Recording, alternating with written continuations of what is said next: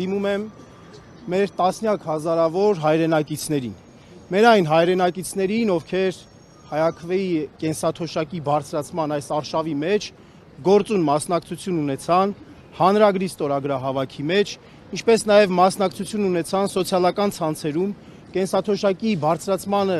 վերաբերյալ քննարկումների մեջ եւ իրենց բողոքի ձայնը բարձրացրեցին, որի արդյունքում մենք միասին բոլորով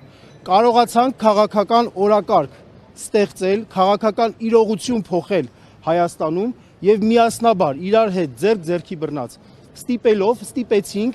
ստիպեցինք, որ այդ փոքրիկ հաղթանակը արձանագրվի։ Հաղթանակը թեև փոքրիկ է, ընդամենը 10,000 դրամի մասին է խոսքը, ոմանց պարագայում նույնիսկ ավելի փոքր, բայց սա շատ կարևոր հաղթանակ է, շատ կարևոր արձանագրում է, որովհետև այդ 10,000 դրամ թոշակը ոչ թե տրվել է տնտեսական աճի նկատառումը հաշվի առնելով, ոչ թե տրվել է գնաճը զսպելու նկատառումով, այլ տրվել է ելնելով վախից։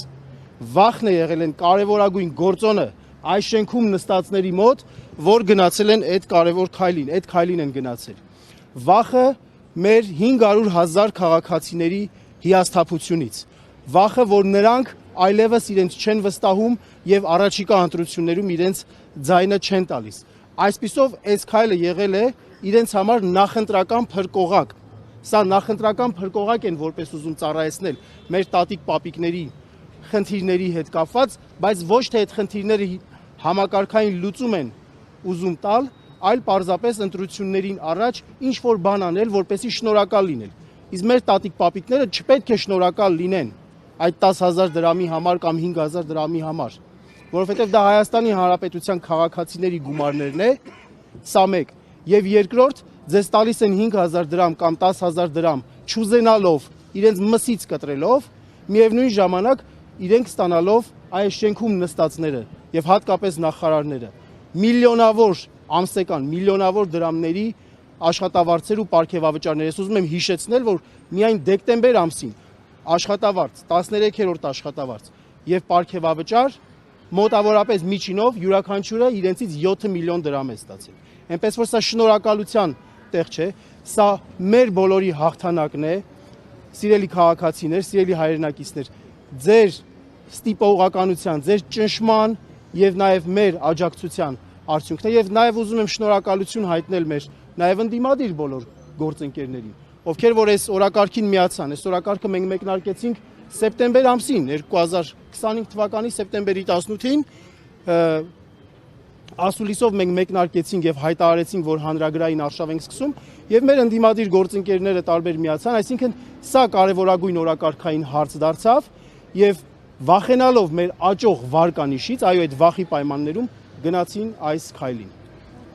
Հնարավոր է, որ շուտով սպասվում է պարգևավճարների ավելի ուժգին սերիա եւ փորձում են այսպես թոշակառուների աչքերը փակել։ Ամեն ինչ էլ հնարավոր է, բնականաբար հնարավոր է։ Տեսեք, դուք ձեր խոսքում ասացիք, որ սա իր տեսակի մեջ փրկողակ է իշխանությունների համար։ Ուզում են իրենք որպես փրկողակ։ Դեռ 3 ամիս կա, չեք կարծում, որ այլ փրկողակներ էլ հարկատուների հաշվին ունեն պահուստային։ Բնականաբար ամեն ինչ իրենց քաղաքականության յուրաքանչյուր դետալ,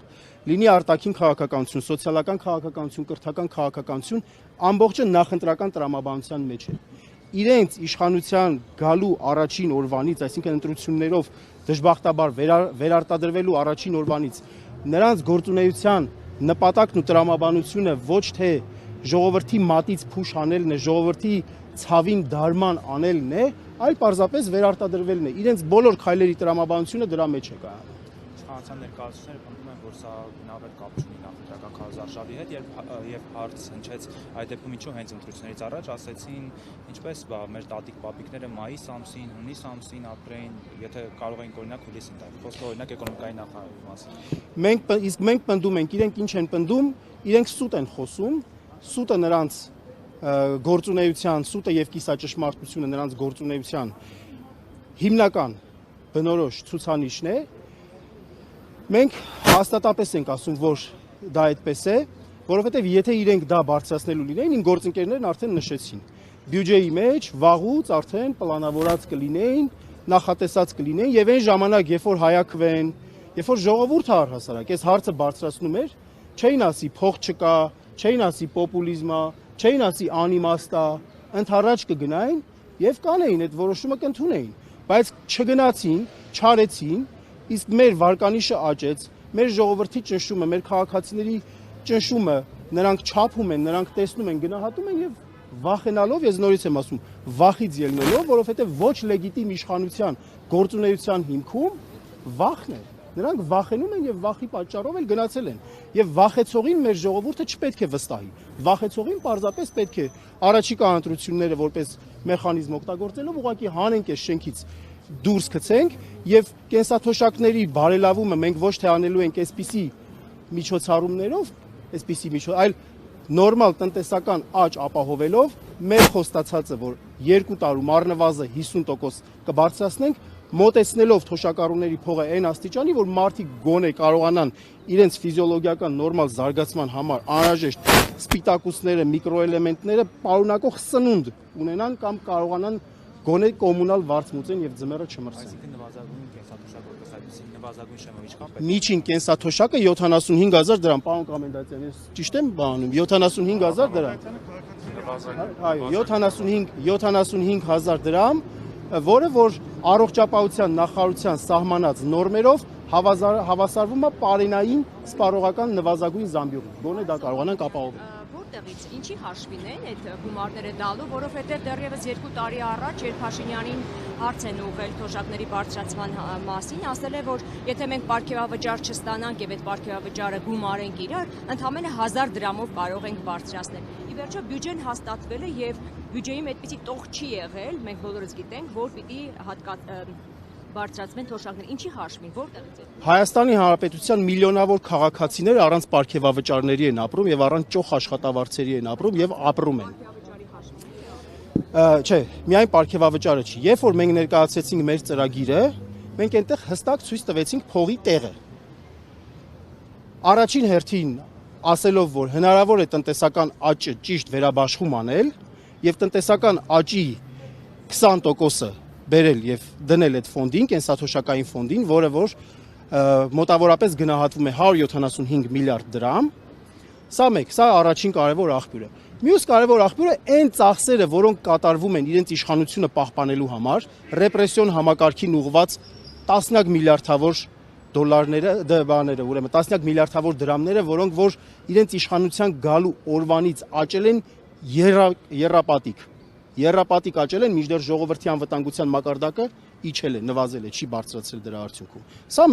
Սա երկրորդ կարևոր ոլորտը։ Երրորդ կարևոր ոլորտը, որ կառավարության պահուստային ֆոնդը իրականում վերածվել է վարչապետի գրպանի փողի, վարչապետի պահուստային ֆոնդի, որի հաշվով լինում են այնպիսի միջոցառումներ, ինչպիսիք աղոթքի նախաճաշեր, հեծանվավազքեր, վարչապետի գավաթներ եւ տարբեր այլ միջոցառումներ, որոնք ուղղված են քաղաքական իշխանության վերարտադրությանը։ Այդպիսի գումարներն ենք մենք ասում, կրճատում ենք, վերաբաշխում ենք եւ ուղղում ենք ոչ միայն սոցիալական հարցերի բարելավմանը, կենսաթոշակառուների թոշակների բարձրացման, այլ նաեւ շատ մյուս կարևոր խնդիրների լուծման, ինչպիսիք են օրինակ, ասենք, գիտության բյուջեի բարձրացումը եւ այլն։